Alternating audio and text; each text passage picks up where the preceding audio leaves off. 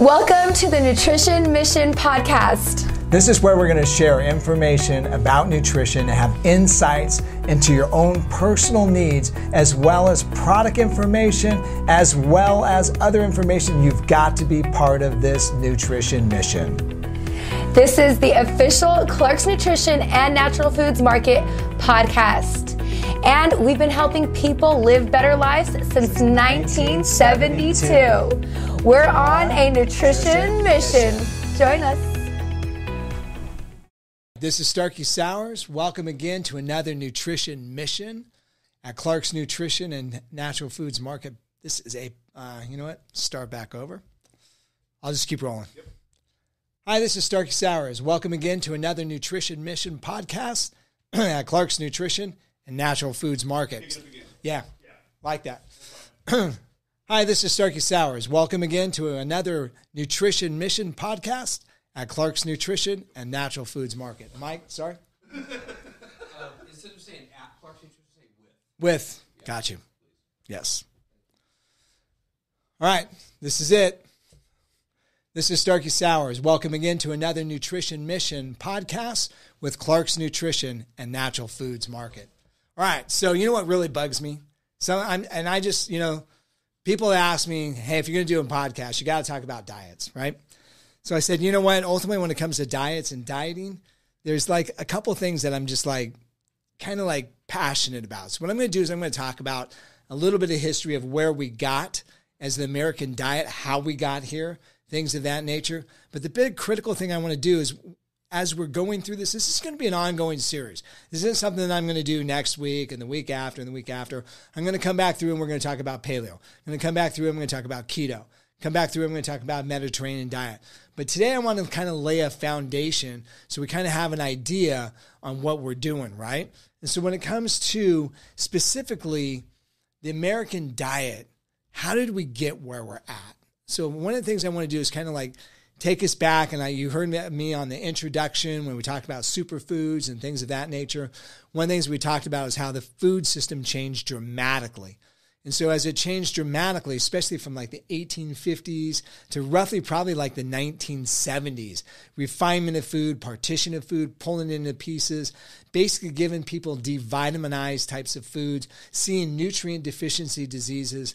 Somewhere along the line, right around the like 1916, the government starts kind of getting intervened with the process of like, hey, we need to get people to eat enough foods. You hear what I'm saying? Eat enough foods. Back in the day, it was like trying to educate people literally 100 and some odd years ago on how to eat foods and eat enough foods because they didn't eat enough foods to sustain themselves. One of the reasons why is because refined foods were so abundant and so commonly entering into the system. Now, what happened is the body ended up not getting the nutrients it needed. So there's certain types of nutrient deficiency diseases. So here's the deal. Vitamins don't even get discovered literally until 1910. First person that comes out starts talking about, you know what, we need to standardize our system. Okay, we need to standardize, a dietary guideline for the government. So as usual, it always takes a smart female to like get us on track, right? A couple different people like kind of go after this, and this lady, basically Caroline Hunt, in 1916 puts together the first kind of FDA, mind you, this is pre-FDA. The FDA didn't even exist until like the 1940s. She kind of puts together this like food guide system. Hey, we need to eat these foods to keep us healthy. And her recommendations were pretty basic. It kind of parlayed what we call now, back in the 70s and 50s and 60s, the 4 food groups. And that, that's kind of boring. So, okay, so you ate fruit, and then you eat vegetables, and then you eat meat products, and then you eat dairy. And by the way, it's not changed a whole lot today, and we'll get into some of the details on that. And so ultimately what happened was she was saying, people just need to eat from these groups in order not to get these nutrient deficiency diseases. And so that kind of started the USDA food program, United States Department of Agriculture food program, and it kind of gets it going in that direction. Well, ultimately, like I said, by the 50s and 60s, we see the 4 food group. So here's the problem I have with the 4 food group, all right? So, and the diets that were cruising around back in the days. Once again, highly refined, and we really didn't understand, Hey, lack of fiber. Check it out, dude. Lack of fiber, you're going to end up in a situation where you have increased propensity for colon cancer. All right. Lack of specific vitamins, you got low immune function. All right. The other thing is refined foods that, for instance, like let's say you take like vitamin C rich apple, then you peel it and then you pare it down and get rid of half the stuff. And it's like, dude, you just got rid of half the vitamins. It's like, what are you doing? It's like, so ultimately what we're doing nowadays is obviously the focus is pushed back into whole foods. One of the things that's also happening too is this. When it comes to the My Plate, as they call it, it used to be the My Pyramid, then it's the My Plate. So ultimately what they're trying to do is encourage you to eat more, or rather less animal foods and more vegetable foods. That's kind of the concept that's being pushed. Is it better? Is it worse? Well, I kind of have some pluses and minuses. Number one, most people nowadays eat so much fast foods that they don't get enough plant foods. So yes, we need more plant foods. In fact, literally in another 20 years, it's estimated that 70% of every meal is going to be eaten through a fast food establishment. Are you crazy? So you think about it. Every time you turn around, we end up in a situation where we do this. Like my wife and I, we live in an area, and so it's kind of a new development. And we'll look and we'll go, hey, check it out. Looks like they're going to put a restaurant in over there. It's like, okay, cool. And let's go check it out and see what it's all about, right?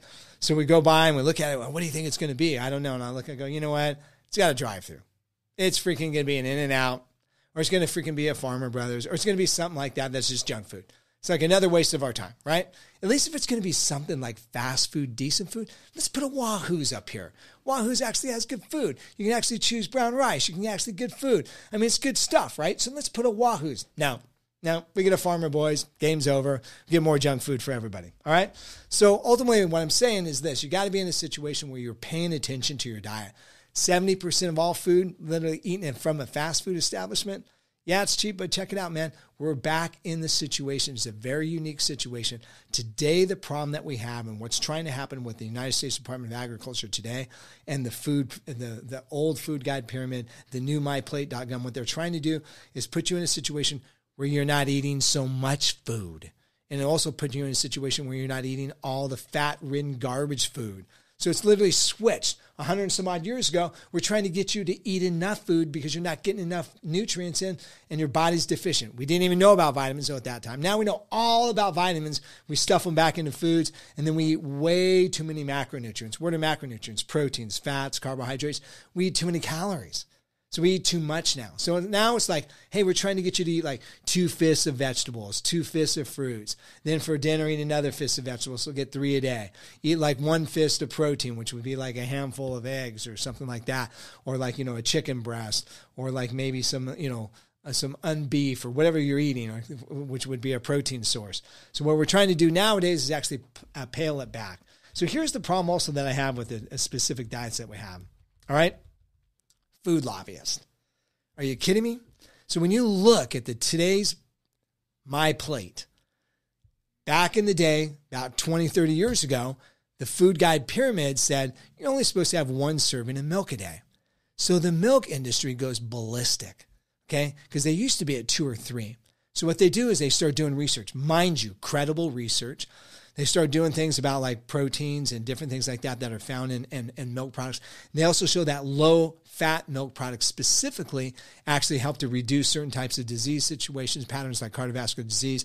More importantly, also fermented yogurts and things of that nature. So with all their research, they take their wares, they take all their lobbyists, they go and they change the selection from 1 serving a day to 3 servings a day.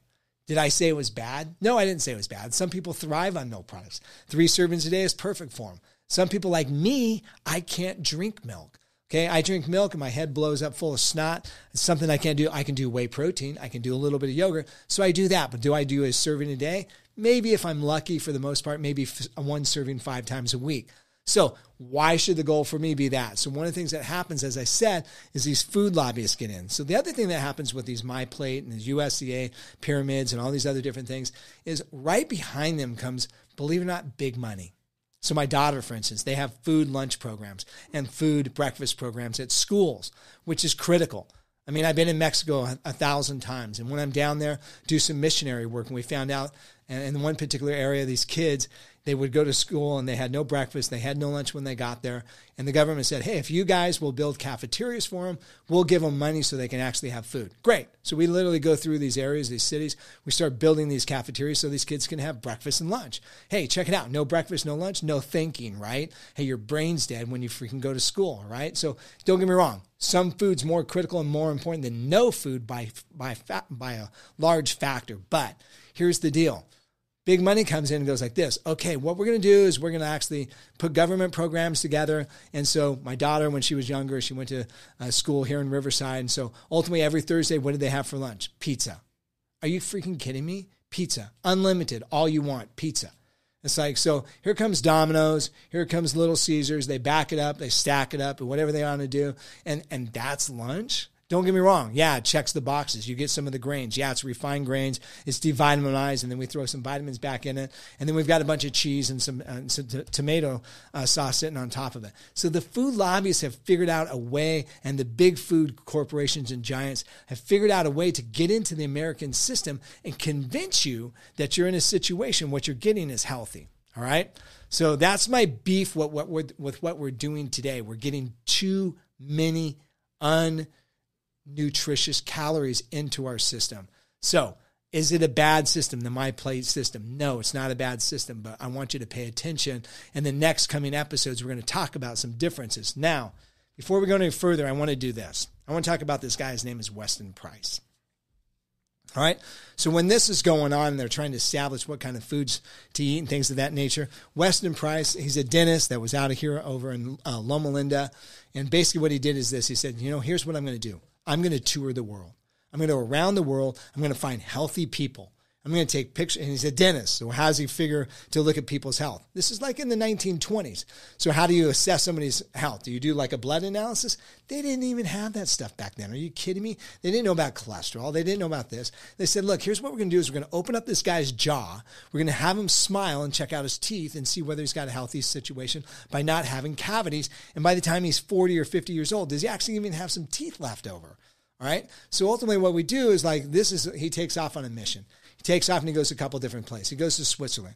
So he goes into Switzerland and he goes into indigenous areas where they're not eating the refined sugars, where they're not eating the garbage and things of that nature. So what are they living on? So ultimately they're living on oatmeal. They're living on milk. They're living on butter. They're living on yak or some other different things. They're living on a small amount of eggs, chicken, things of that nature, some vegetables. And ultimately they look at these things, these guys that have sustained themselves for hundreds of years and say, man, these guys are healthy.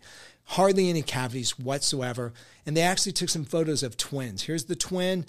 A guy stays home, lives in Switzerland, does his thing. Here's twin number 2. He goes and lives in England, eats all the refined, nice, fancy foods and things of that nature. His whole jaw structure, his face is smaller, and he's got rotting teeth in the whole 10 yards. And so that was his checklist. So then what he did is he went into what was called the Northern Territories, which is now what we call Alaska. So he went up there and he basically looked at the Eskimos and he said, what are they living on? They're living on whale blubber. The other thing that they're doing is they're literally eating salmon. They're eating seaweed, okay? They're eating different types of vegetables that they literally freeze during the wintertime. They're eating roots. They're doing all these different things. And guess what? They sustain life. They don't have sickness. They don't have disease. And they end up in a situation where they ultimately have sustained health for hundreds of years. And they learn to live off the land in the area that they were indigenously put together, right? So then they find another situation where some of the family members have gone off. They're starting eating, and you know the story. They've got the jaw lines are screwed up. They're losing teeth. They've got all these other different things. And so basically what he says is here's the deal. After touring the world, looking at in specific areas in Australia, looking at specific areas in New England, as well as areas in Peru, as well as areas in Chile, as well as areas in Africa. Ultimately what he says is this. Anybody that walks away from the indigenous diet, starts eating refined sugars, white flour, white sugar, all these different things that are there, guess what happens is their disease situation and their disease patterns change. They end up with more degenerative diseases. They end up in a situation where they lose their teeth and they literally lose their health. So in this particular situation, what becomes critical is kind of like gleaning off of his information. So when you glean off of his information, what he basically was saying was this. First of all, he never found a healthy vegetarian society. He said it didn't exist. Because ultimately, when these individuals weren't able to get all the nutrients they needed to resist what they call environmental perturbations. Nice, fancy word. What does it mean? It means that you're just not going to be able to live where you're at if you're not getting some type of animal source of B12 and proteins and things of that nature. So we basically said, number one, that was number one. Number two, the other thing it says, people that ate fish were more intelligent. That's the EPA DHA. They had a more intelligent society. They actually developed things such as like buildings and structures and things of that nature. They actually had better mathematical systems. They also ended up in a situation where they had better civil systems, like sewage systems, things of that nature. Just a more intelligent society. All right. The other thing he said is this: anytime anybody deviated from their specific original food sources and started importing